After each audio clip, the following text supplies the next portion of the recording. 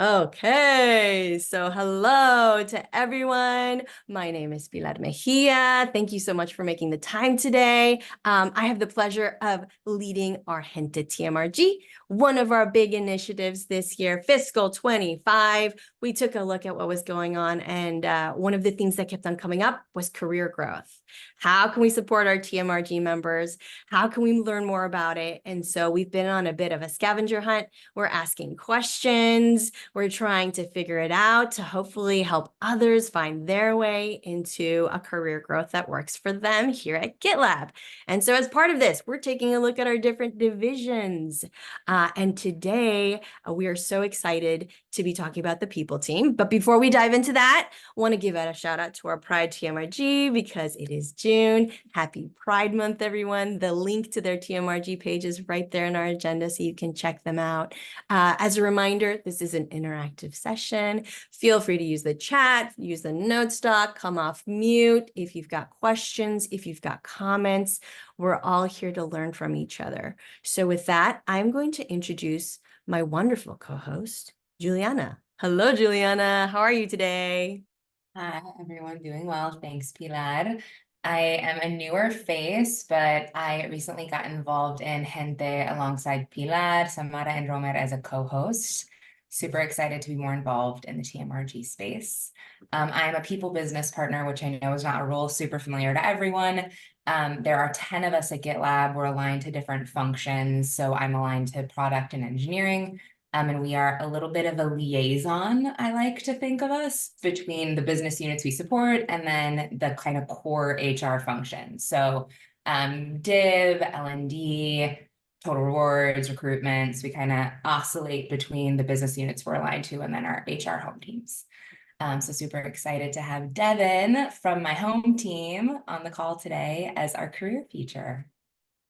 Awesome. Yeah, thanks for the invite. Excited to be here and share a little bit about my career story and some of the work that we do on the people team. Giuliana, I will definitely call on you to help add some color to that as well. So I hope you don't mind me pulling you into the conversation a bit too. Do not mind at all. Thank you so much. And I think with that, Devin, we can go into you. I know that you are in people today, but you weren't always in people. So would love to learn a little bit more about your role at GitLab today, but also your background and kind of what led you to the people space. Yeah, absolutely. I'll start with background. Glad we've got a smaller group today. Like, feel free to ask questions in the chat. Stop me. I certainly don't want to talk at folks for 40 or 50 minutes, however long we end up having together. But in terms of my background, home base for me now is Fairfield, Connecticut. I live here with my wife, Jess, and our dog, Pickles. We're expecting our first baby, a baby boy, in 3 weeks. So that's really exciting. My journey location-wise has kind of gone full circle. I grew up in a small town in Connecticut, about an hour north of where I live currently. Went to college in Boston, stayed there for a while afterward. Boston brought me to San Francisco. I followed my now wife, then girlfriend, to San Francisco. Thankfully, that worked out. We then made the move back here to Connecticut 8 years ago now, closer to home, friends and family. And really, it was for my wife to take advantage of a career opportunity she had in Norwalk, Connecticut, working for Priceline.com at the time.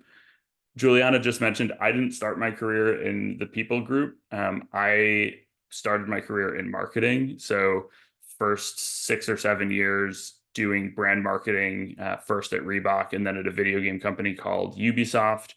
When I was in San Francisco, I was starting to get that itch that maybe I wasn't doing the exact right thing. I consider myself kind of a minimalist, so I don't have a lot of like stuff around necessarily.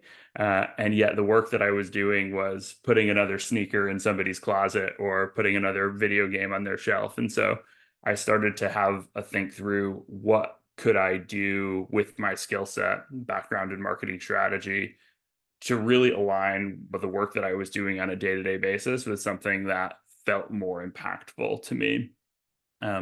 The concept of employer brand was growing, especially within technology and being in San Francisco. I started to explore careers within employer brand in the tech space. That ended up landing me at Atlassian. It was a bit of a shift for me in that going into tech for the first time, joining the people group for the first time. But the thing that made me comfortable making that transition was the company seemed great. The values seemed aligned to my own. And every conversation that I had along the interview process made me feel like that was going to be the right shift for my career.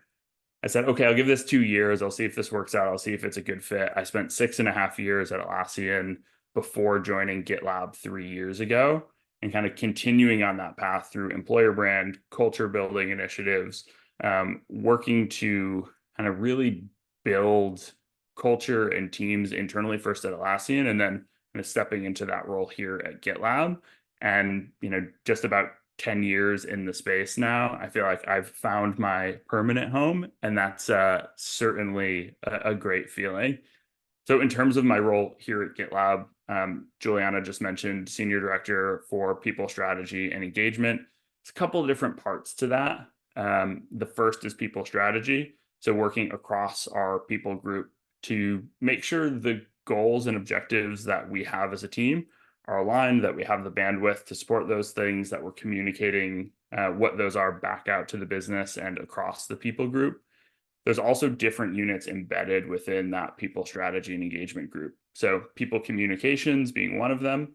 The responsibilities in that group include communicating out key initiatives that are happening across the organization, running events like GitLab Assembly that happened earlier this week, our newsletters, and then always on communications that you see through channels like Company FYI. Those things all sit within our people comms group. Talent brand also sits within our group. So how are we attracting talent to GitLab? What are the pieces of content that we're putting out there, the videos that we're creating to showcase to future candidates what it's like to work here? That all really culminates nicely in our career site. So that's one thing that sits within our group. And then the last component is engagement. So what is our strategy for keeping people engaged and informed with the things that are going on? How do we measure that? So the engagement survey that we run annually sits with our group so that we can understand how different people are feeling about their experience at GitLab and how we can ultimately improve on that. So it's a little bit of a background on me, an overview of my role. Giuliana, Pilar, did I miss anything in those first couple of questions? It was great. Thank you so much. I learned new things about you, which I love. Learning a little bit more about your marketing background and how that transitioned into people and kind of that employer brand thread is super interesting. Career growth and internal mobility is something that can be scary and intimidating sometimes in terms of like knowing where to start and how to approach it. So I'd love to hear from you, Devin, as someone who's made that type of switch, reflecting back. What do you feel was most key in being able to make that transition effectively? Was it a connection you had, a course you took, some type of enablement? Like what made that possible for you? Yeah, great question. I'll just quickly respond to Alex, who I see is up in Burlington, Vermont. That's exciting. Burlington's a great little city, and if I remember correctly, home of Ben and Jerry's ice cream originally. Is that right? Yeah. Very first scoop shop is about a mile away from me. It's wonderful. Very cool. I've been there one time. My brother spent a month up there in the middle of the winter. It was -10 degrees when I visited. Probably not the best time to visit, but what are you gonna do? I moved here right before the winter, so it was the worst winter we've had recently. So I feel you. Yeah, for sure. So Giuliana, back to your question, you'd asked, what helped prepare me to make that shift. I think a lot of it was sitting down and thinking about what are the skills that I have, what am I good at, and having the background in marketing strategy. I think what I realized is, hey, I can apply the way that I think about building a marketing campaign to a lot of different things, talent attraction being one of those. And so, if we're at the time when I was at Atlassian, if we're thinking about attracting a certain type of candidate to want to join, how do we do that? Like, we get the right messages in front of them. We make sure that they have a great interview experience. We're making sure that we're attracting candidates from a wide range of backgrounds. And like, I could just see that there was a natural fit for my experience with those types of roles. So what I started to do is have conversations with folks in that space. And I was really realizing that there were people in the employer brand space that didn't necessarily have like the marketing strategy background. So when I went through the interview process at Atlassian, I really pitched myself as a different type of candidate. Hey, I'm not a former recruiter. You'll have to teach me all of the nuances of recruiting, but what I can bring to the table is X, Y, and Z. And it turned out in that instance, that was exactly the type of profile that they were looking for. And so big learning from my side was, make sure that you're pitching your strengths and telling your story effectively. Had I gone in there and tried to position myself as an expert on recruiting and, I can totally figure out how to, nail that right away, I don't think the interview would have gone as well. I don't think I would have been as prepared to make that shift. And so, that's been one thing that's stuck with me my entire career is play to your strengths, like understand how your past experiences can apply to different scenarios. And so having that like real conversation with myself and then kind of applying it through the process of different interviews and different conversations I've had with people, that proved to be really helpful. The other thing I'd say too is like whenever you're getting prepared to do a career pivot, having lots of conversations is always helpful. And so I ended up, taking that role, shifting into the people group at Atlassian, but along that time was having a lot of different conversations with people who were either in marketing or in people working at that cross section and trying to suss out, yeah, where exactly do my skill sets fit best if I'm making a shift out of the brand marketing space. And so in a lot of ways, it was a self exploration, but happy that I went through that journey for sure. Thank you so much. I think everything you highlighted is so relevant to anyone looking to make a change in their career. Something that really stuck with me is that skills are often more transferable than they seem. I think a lot of times we can get into a zone where it's like, this is my division, this is what I do, and it's hard to see how that can connect to other areas we may be interested in. And the criticality of kind of identifying and leaning into your unique value proposition, even if it's not what's traditionally needed, it could be what a specific area needs at a given time and talking to people. So thank you so much, Devin, for those reminders. Yeah, absolutely. I love what Amelia added. Be a purple cow. I can definitely relate to that. I love that. Those are such great tips. I feel like I got a sense of what my next question was just in you talking about your background, but I'm going to ask it anyways, which I'm always curious. Folks, they land somewhere and they decide that's what they're going to do. Like, what is it about the people work? Why the people group for you, Devin? Yeah, I think for me, it has just felt more meaningful to help build great companies, help build great cultures, and potentially introduce people to a career or job that's going to be life-changing, right? Like there's way more impact in that than, like I said earlier, putting a video game on somebody's shelf or putting a sneaker in their closet. And don't get me wrong, that work was a lot of fun and exciting, and I learned a lot along the way. Had a ton of great experiences, but even in just the conversations I have with individuals at GitLab now, when we get to showcase their stories and hear about, the career growth journey that individuals have had here at GitLab, like that's really uplifting for me. It's not the same when you're filming a commercial with Peyton and Eli Manning and they don't really want to be there. They just want the paycheck and they're going to move on. I'd much rather be sitting down with a GitLab team member telling their story in a 2-minute video in a way that might influence somebody to make a career leap that they wouldn't otherwise take. And that's really been the driving force that's kept me super interested in the work that I do in the people group. That makes a lot of sense. I'm flattered that you'd rather talk to us than Peyton Manning, I have to say. But yes, it's super impactful work, and it truly can change people's lives. So that makes a lot of sense. I know you talked a little bit about your specific organization, Senior Director, People Strategy and Engagement, Strategy, Communications, Engagement. Are there other things behind the people group outside of those three things? Any other, opportunities we should keep in mind? Yeah, absolutely. So just as an overview of the people group and our org structure, we're really set up in 5 different departments. So talent and engagement, which is where my team sits. I'll cover that more in a second. People operations, which is kind of the overarching technology behind our team. Groups like team member relations, people connect, sit within people operations. They're really there making sure the business is working, people are supported as they need to be.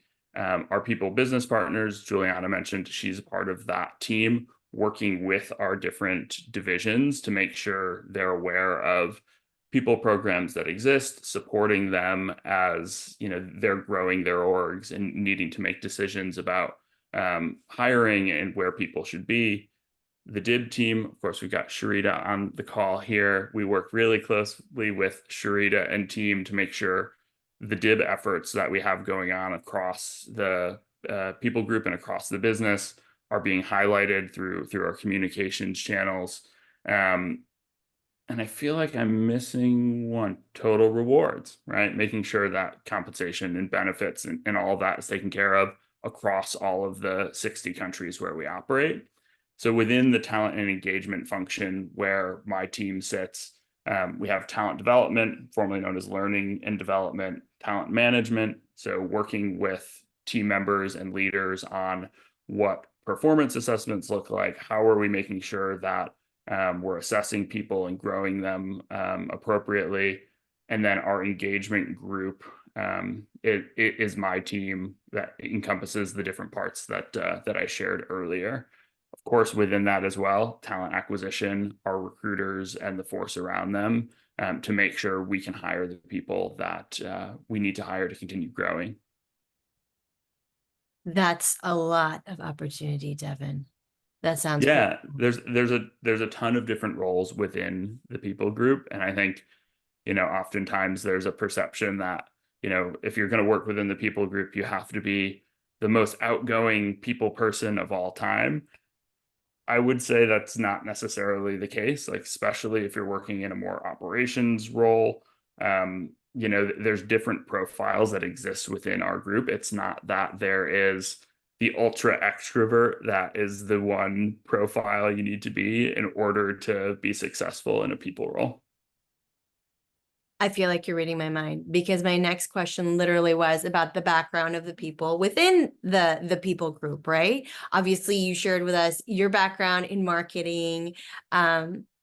Is there anything that you can think of that's like where someone might typically come from when they land at a people group, or maybe certain skills that you think really make for a good people professional?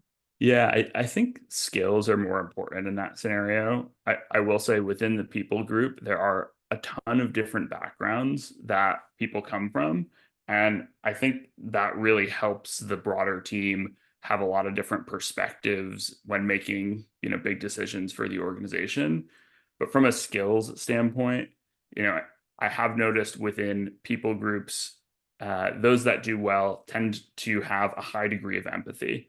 You need to be able to put yourself in others' shoes.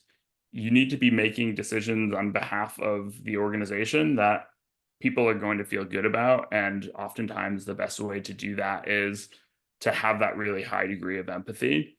I also think it's super helpful to be data minded.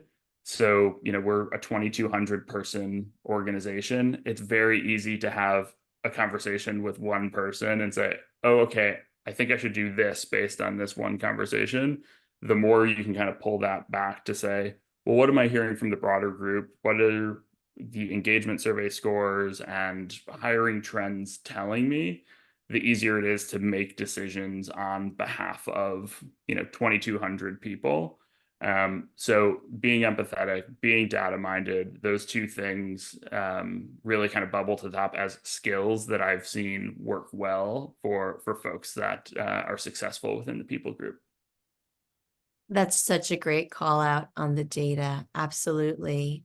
We have these one-on-one conversations, which are fantastic, but I do love some good data. And so I love the data the people group has. I'm always so curious to see how it's spliced and diced. So thank you for keeping that top of mind for us.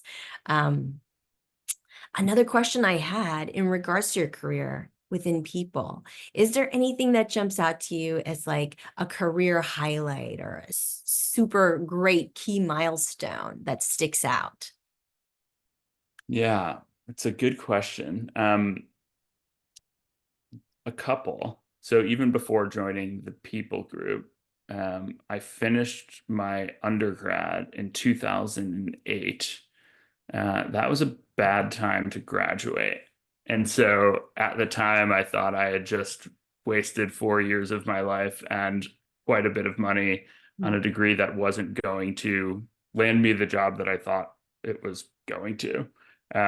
It took about a year and a half before I landed my first role in a marketing department, and that was at Reebok.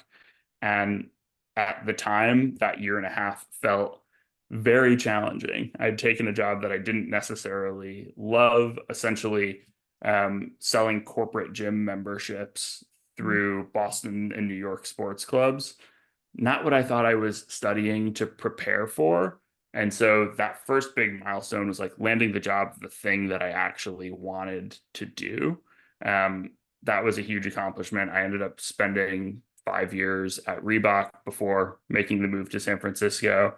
And then I would say the next milestone was, this is probably 6.5 years after that, starting to feel like I was maybe not on the right path for myself, and like having to come to grips with the fact that just 6 years ago, I thought this was the thing, like this was what I had wanted to do. And, all of a sudden having to go back and think, well, what do I really want to be putting my energy toward? I'm glad that I did it, but it was a really tough conversation to have with myself. And so that next milestone becomes, taking the role at Atlassian, finding out that I really enjoyed that role, having a great 6.5 years there, and kind of finding this as my, new path forward. Those are probably the two big milestones. Before I joined GitLab, I would put that as a third milestone. And just because, I'd seen a lot of growth at Atlassian, the company had been really successful, but I just got to that point where it was feeling like I'd done what I could do there, and it was time to take on a new challenge. And so I've oftentimes thought about my career as different chapters. And if it seems like a chapter has ended, there's a question of, okay, is there a new chapter to start here in this role? Or is there something else that I need? At the time when I was joining GitLab, it was, there's something else I need here. I need to kind of go back to that building stage and doing that in an all remote environment, like trying to do some of the work that we had done at Atlassian, but at that kind of pre-IPO startup stage company like GitLab felt like a really exciting challenge. And so, 3 years later, I'm super glad that I made that choice. Thank you so much for sharing that, because that can be so scary, right? To think you're going to do A and then realize, uh-oh, I got to get ready for B, because it turns out A is not the right fit. So I think that takes a tremendous amount of bravery. And I so appreciate you sharing that with us. Thank you, Devin. Yeah, of course. Devin, you laid some great foundations in terms of our department structure within the people group. For tips on keeping up to date on what is most important in the people group in terms of our top initiatives, OKR, where could we point people? Yeah, I would point to a recently created people strategy deck that I'm really excited we just delivered at Summit earlier this year, that really highlights what is the role of the people group we see the work of the people group really helping to set this high performance culture that, we're hearing Sid talk more and more about, and then aligning OKRs to be able to do that. Giuliana, thanks for linking it in the chat there. Really what that's intended to do is to say, here's where we want to go as an organization. Here's how the people group can help us get there. Let's then distill that down into annual objectives and quarterly key results. And so that's a really great way to understand the bigger pieces of work that we are embarking on as a people group across all of those different departments. And really the way to think about that is it's the 30% of our work that is driving big change at the organization. There's a lot of kind of keep the lights on or business as usual work that happens across the people group. You won't necessarily see that reflected in that presentation, but really these are the bigger initiatives that we have embarked on to help get GitLab ready for that next stage of growth. Which initiative are you most excited about? We're currently looking at, and this is my personal opinion, there's a lot of exciting things happening across the people group, but we're currently looking at several potential partners to come in and help us build like an internal news hub that can keep everybody on the same page in terms of what's going on, what are some things that have changed, what are policy updates, so that people don't have to follow as many Slack channels. You don't have to track down important changes in the handbook. So this is something we're going through now to hopefully bring in FY26. I think it's kind of the missing link that we need to keep everybody kind of more on the same page. I see Amelia nodding a little bit. I'll take that as when I see Joshua with the heart, and I'm like, okay, good. This is a good sign that we're on the right path on that one. And I see the claps from Sharita too. So I might be asking people for testimonials at a certain point as it gets time to put that budget ask in, but I think it'll be really impactful for GitLab should we move forward with a solution like that. I love that. We got a lot of virtual love, Devin, with that comment. So I know I'm hearing a lot of positivity around this idea. Nobody wants to replace the handbook, but I think what we're saying is there are ways that we can augment that as a single source of truth to just keep everybody more on the same page. And so that's an initiative that I'm super excited to be driving. I love that. Comms can be hard, especially in a remote setting. So it sounds like that will drive a lot of impact, not just within the people group, but across the company. How can everyone contribute to the people group success? Yeah, great question. I think in this atmosphere where everyone can contribute, there's no reason not to propose a solution to a source of friction that you're seeing, especially when we've got the handbook out there, we've got owners of different subject matter expertise. That sounded like buzzword jumble. We've got different owners of different programs, and so reaching out to those people where you're seeing challenges and have a potential solution becomes something that everybody could do. At a basic level, giving feedback through the engagement survey, sharing feedback through TMRGs. Like, we need to hear from folks like what's going well and what could be better, so we know where to best put our efforts. So I would say those two things kind of come top of mind. Like, the feedback is important, but even beyond that, if you're seeing areas where we can improve, create an MR, offer a suggestion. If you don't know who the right person is to speak to about that, use the people group Slack channel to say, hey, I don't know exactly who the right person is to engage on this, but I have a solution to do X better or Y better. I think the more folks feel empowered to contribute to our culture to really make it something that we all feel good about, the better off GitLab will be in the long run. 100% big +1 to just add on. I think it would be fair to say, Devin, that the changes we drive to our programs and iterations and new initiatives we spin up are born from feedback from the business. So there's a lot of opportunity to influence and kind of shape what we do, what we change, what comes next through providing feedback in the avenues Devin mentioned. Yeah, absolutely. Okay, last one before I hand it back to Pilar. If anyone on the call is interested in getting more involved directly in the people group, how would you recommend they go about this? Yeah, I think engaging with programs that you're seeing shared through what's happening or company FYI becomes a good way to do that. You know, we're often asking for input on various initiatives. So again, sharing your opinion on those things becomes important. If you're somebody who doesn't love, you know, adding your name and suggestion to something in a public channel, I get that.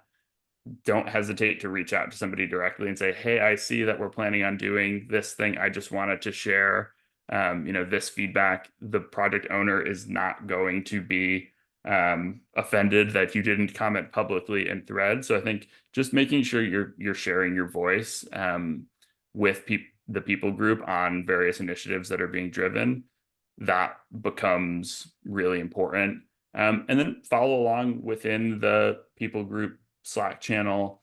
There's oftentimes updates that we're sharing there where, you know, we're not necessarily proactively engaging different folks in the business on, but, you know, that are always open for feedback, always open to put together like a cross-functional group to work on those things. And so, you know, I think if you're somebody who wants to be more involved in the work that's happening across the people group, staying aware of what's going on and then offering support where your experience would be a unique perspective to have on those projects. Those are a couple of great ways to be more involved with some of the work that's happening in the people group. Love it. Talk to us. Yeah, exactly. I feel like I just answered the last two questions with the same answer, so apologies if that's repetitive. No, totally not. It's just a good reminder. I think sometimes I've gotten feedback in previous organizations that the people group can feel like intimidating in some ways. Like you don't know what to bring to them. You don't know how to interact with them. So I think the reminder, like, talk to us. We want to hear from you. The feedback you provide drives what we do is a phenomenal reminder for everyone. Okay, great. 100%. Sorry, go ahead. No, I was just gonna say, I think it's cool too, when you partner in programs or you know, take part in a working group, because if you are curious, it's a cool way to kind of mini shadow the type of work that you'd be doing without having to like, I'm going to change careers now. And then, you know, maybe you love it, maybe you hate it. So it's a soft dipping your toe way in a safe environment because you already know the culture. So it's maybe less jarring for people. So I think that's really a really neat suggestion. Yes, thank you for that, Amelia. You're absolutely right. It's almost like a mini shadow. And I was going to call out the DIB working groups as an example of something that you can keep an eye on and get involved in. So most recently, there have been some working groups working around more inclusive meetings, like how to ensure that we're reminding folks how we can communicate best. And it's really meaningful to be able to have different voices and the work is really impactful. So I love that the people group makes that accessible. And I think I heard you say it earlier, like towards the beginning of our conversation, Devin, that you were just having a lot of conversations when you're starting to think, maybe not marketing, where should I go? Coffee chats. It's one of the things I love about GitLab. Have a coffee chat with someone from the people group if you're curious, because they are delightful to speak with. So thank you so much for those reminders. Shrita, I see your hand up. Would you like to share? Sorry, I'm driving. Otherwise, I would have put it in the agenda. The other thing to think about when you're thinking about the people group, all that Devin and everyone has said has been spot on. The other thing is when you're thinking about DIB, being from an engineering background or having product experience or sales experience are all super relevant when you're coming into a diversity, inclusion, and belonging role. The reason I'm bringing that up is because the expertise that you bring from the division is critical when we're looking at programs, initiatives, or things around career growth or internal mobility. So don't count out DIB when you're thinking about areas that you could also participate in, because your expertise, whatever that may be, is super relevant within diversity, inclusion, and belonging. Yes, I love that reminder. Each and And the every title. one of us, yes, has the opportunity to help, though, because we are in our nature all diverse from each other. So that's such a great reminder. Thank you, Sharita. Okay, we've talked a lot about the people group, and this series we're doing with Gente is all about career growth. So Devin, I want to hear some of your career growth tips, starting with, what is the best career advice that you've received? So I'll give two answers to this question. The first isn't really career advice. It's more life advice that I got early on from my grandmother, actually, who was an art teacher. And, you know, the field that I work in tends to be more closely aligned with the creative side of things. We're doing a lot of writing, a lot of video production. And, you know, her advice when I was young was, you know, there's nothing to being creative. It's just having the confidence to share what you've created. And so, you know, a lot of what we do is subjective in nature when it comes to telling team member stories, writing messages that, you know, highlight key programs. And I'm always reminding myself of that piece of advice that, hey, really having the confidence to share this with others and get their input, and know that, you know, not everybody is going to like a certain thing that goes live. That's all that it takes to be creative. I talk to a lot of people who really shy away from this idea of being creative or thinking creatively. And I think I've kind of made it a bit of a mission of mine to have more people feel comfortable calling themselves creative, to dive into creative endeavors. And then the other piece of career advice, I kind of hit on this a little earlier, to lean into your strengths. This is something that's come up time and time again throughout my career, is rather than taking a lot of energy to try to get better at things that you're not naturally good at, instead put that energy toward improving in areas where you're already strong. I'm a big fan of the Strength Finders exercise. If you haven't done it, it really is helpful in understanding where your areas of strength lie, and then, you know, utilizing that to make sure you're really focusing on the right areas. You're not using energy to do things that, you know, are not in your kind of natural wheelhouse. So that leaning into strengths and kind of focusing on those areas is something that I've tried to do a ton, especially recently, and say, I know that I'm going to have areas of weakness, but the best thing to do is be transparent about things that I'm not so great at, and try to build a team around a certain initiative where I have people that are good at those things. I can do the things that I'm good at, and we can all kind of lean on each other's strengths to achieve what we're setting out to achieve. I love that. That's fantastic. Oh, and thank you to, let's see who put this, Giuliana, for putting in the Strengths Finder exercise. That is a great call out. Earlier, I loved you talking about how you pitched yourself, right? I think that's something I got to put on my to-do list. Learn how to better pitch yourself. And a Strength Finder is a great way to figure out what you should be talking about. So thank you for that. Okay, love the advice. Ooh, sometimes I personally learn more from my mistakes than from my successes. So what's the mistake you've learned the most from, and what did you learn?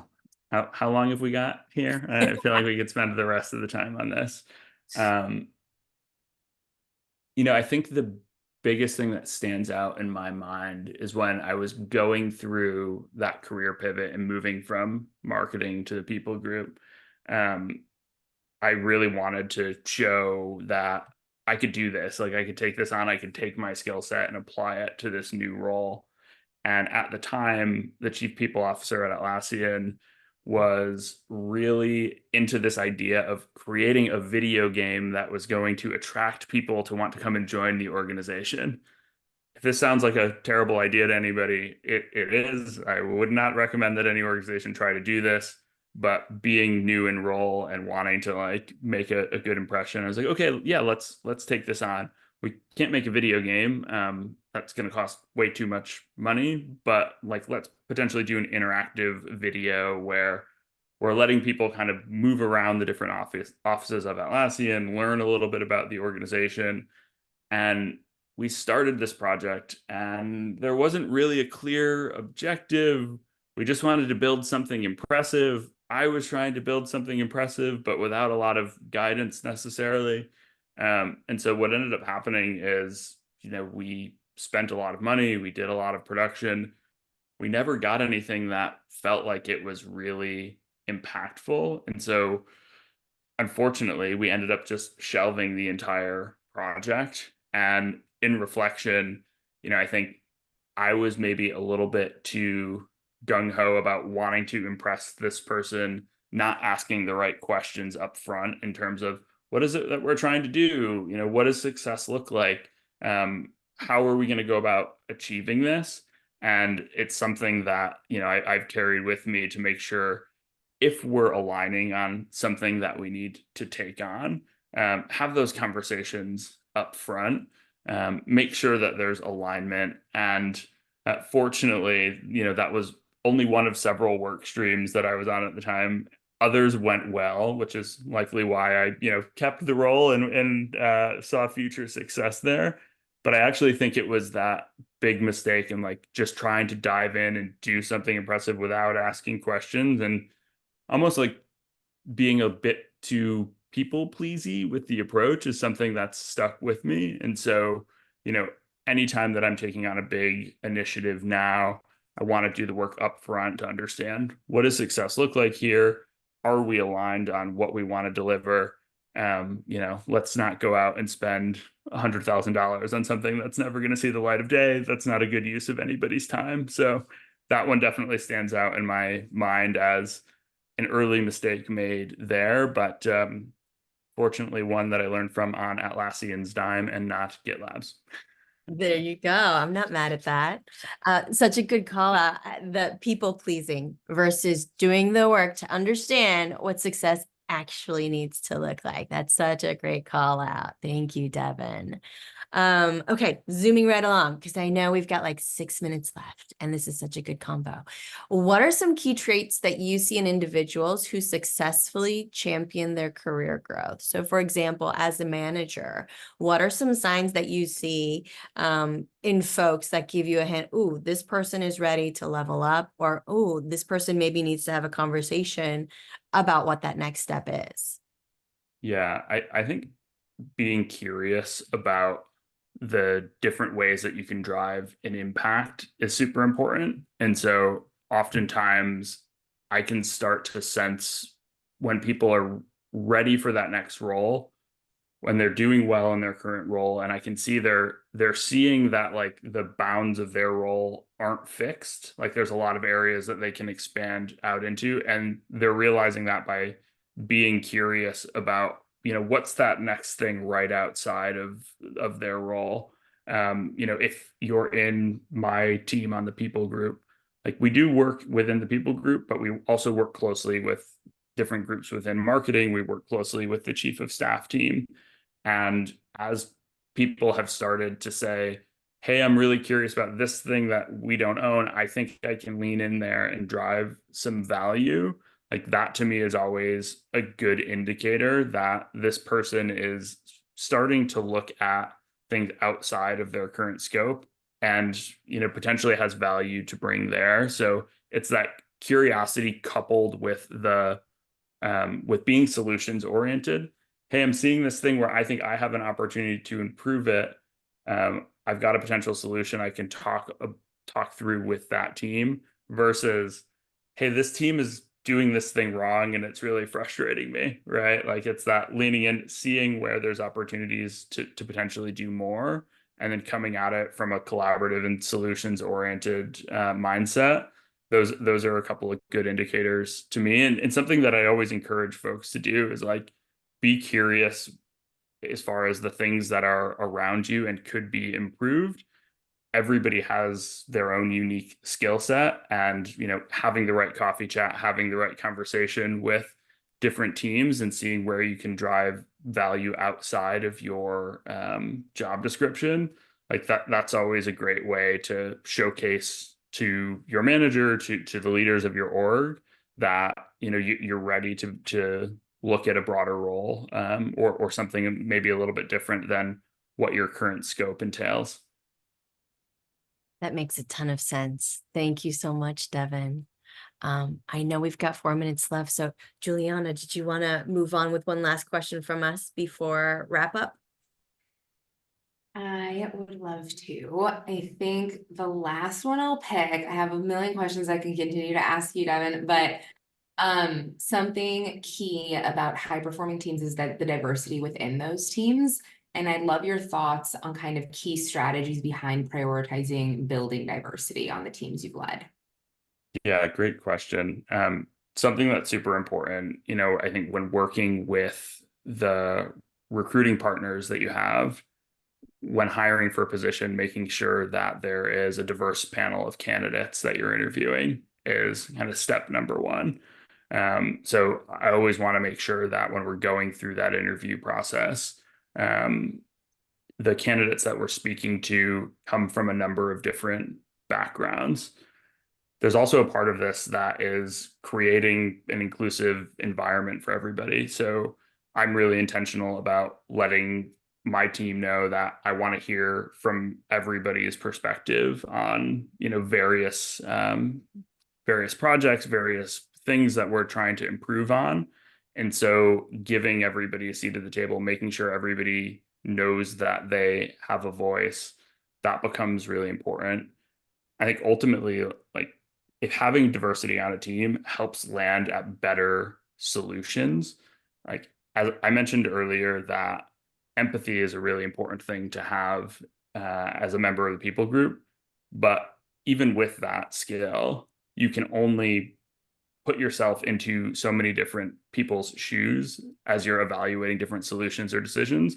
So having diverse opinions in the room to make sure when you're landing at a decision or deciding on a next step to move forward with, you've considered as many possible points of view, like that becomes really important.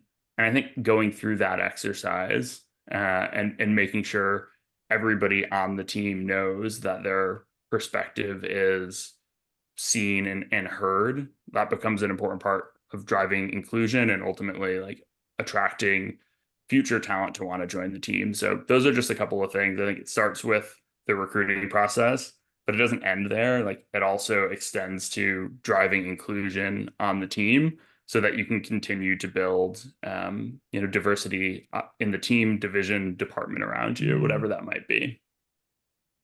I love that take. A lot of times this question is focused on what we can do externally, but that's so true. It's the internal folks interviewing the external folks. So making sure that it's modeled with our current team, reflects outwards, and has this kind of circular effect. So I love that perspective.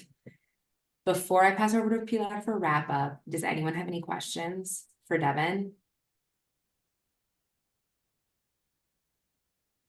We're just going to take that as we asked them all. So well, I certainly talked a lot. So Well, that was amazing. Thank you so much. I feel like I learned so much about the people group that I absolutely did not know. So thank you for walking us through that. And you gave us so many good resources. I know, Giuliana, you put in this note about the Strengths Finder. So check out the notes, everyone. There's a link right in there that talks to you a little bit about what it is and how to actually do it. A reminder on our part, this obviously is a series. We are looking to grow our careers in many different spaces and places. So feel free to join the Gente Google group if you'd like the calendar added to your calendar automatically. And June is not over yet, my friends. So we've got a virtual tour tomorrow with the Pride TMRG. You can see the links right there, as well as a really great session that the DIB team has put together for us, a fireside chat with a really unique individual that's going to be super informative. So you can find the details on that linked in there as well. And then a quick reminder, last career division highlight, we talked to Josh Lemos, and you do have the opportunity to reach out for a 15-minute career chat if that's something you're interested in. So again, you've got your links in there. Let us know if you have any questions. Thank you everyone for making the time to participate live, and we will see you around the virtual office. Take care, everyone. Thank you so much, Devin, See ya. Giuliana. Thank See you. ya.